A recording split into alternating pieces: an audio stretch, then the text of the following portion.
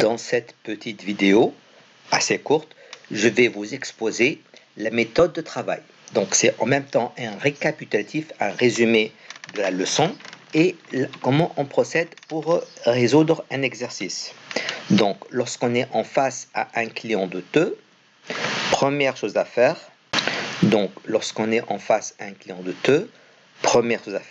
c'est de voir si le client est nouveau ou ancien. Donc, comment savoir si le client douteux est nouveau, c'est-à-dire s'il est devenu douteux cette année, ou s'il est ancien, c'est-à-dire s'il est devenu douteux l'année dernière ou les années précédentes? C'est grâce à la provision. S'il a une provision, si on lui a constitué une provision en N-1, c'est que c'est un ancien client douteux.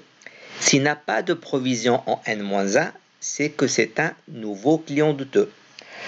À titre de rappel, je vous rappelle donc que les anciens clients douteux, non seulement ils ont une provision en N-1, mais en plus, leur créance, on l'a déjà vu, leur créance ne figure plus dans le compte client ordinaire, mais elle figure dans le compte client douteux ou litigieux.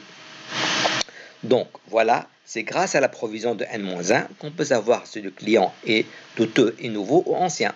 Si le nouveau, on a deux cas, soit qu'il est en partie insolvable, on a appelé ça le cas numéro 1, soit qu'il est nouveau et totalement insolvable, on a appelé ça le cas numéro 2.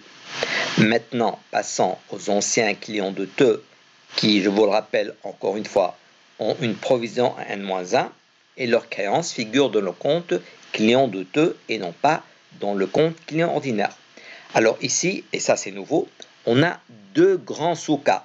Soit que l'ancien client douteux n'a pas effectué de règlement définitif, soit qu'il a effectué un règlement définitif. S'il n'a pas effectué de règlement définitif, on a deux sous-cas, soit que la provision augmente, on a appelé ça le cas numéro 3, soit que la provision diminue. Dans ces deux cas, le cas 3 et 4, le client n'a pas effectué de règlement définitif. Donc je vous rappelle, on n'a pas soldé le compte client. Le deuxième grand sous-cas, c'est lorsqu'il effectue un règlement définitif. Soit ce règlement est positif, c'est-à-dire il a versé une somme d'argent, peu importe combien, soit qu'il a effectué un règlement définitif nul, c'est-à-dire il est insolvable. On a assimilé cela, je vous le rappelle, comme s'il a donné un chèque égal à 0. Donc le cas où le règlement définitif est positif, on a appelé ça le cas numéro 5. Et le cas où le règlement définitif est nul, insolvable, on a appelé ça le cas numéro 6. Donc voilà ce qu'il faut faire. Donc rapidement, le client, il faut voir s'il est nouveau ou ancien. Si nouveau, on a deux cas, en partie insolvable, totalement insolvable. S'il est ancien, on a deux grands sous-cas. Dans le premier sous-cas, on a deux sous-sous-cas, provision augmente ou diminue, et le cas où il a effectué un règlement définitif, soit que le règlement définitif est positif, soit qu'il est nul. Donc on procède par élimination. Donc essayez de retenir cette méthode de travail, ça va vous aider énormément à résoudre les exercices concernant ce chapitre.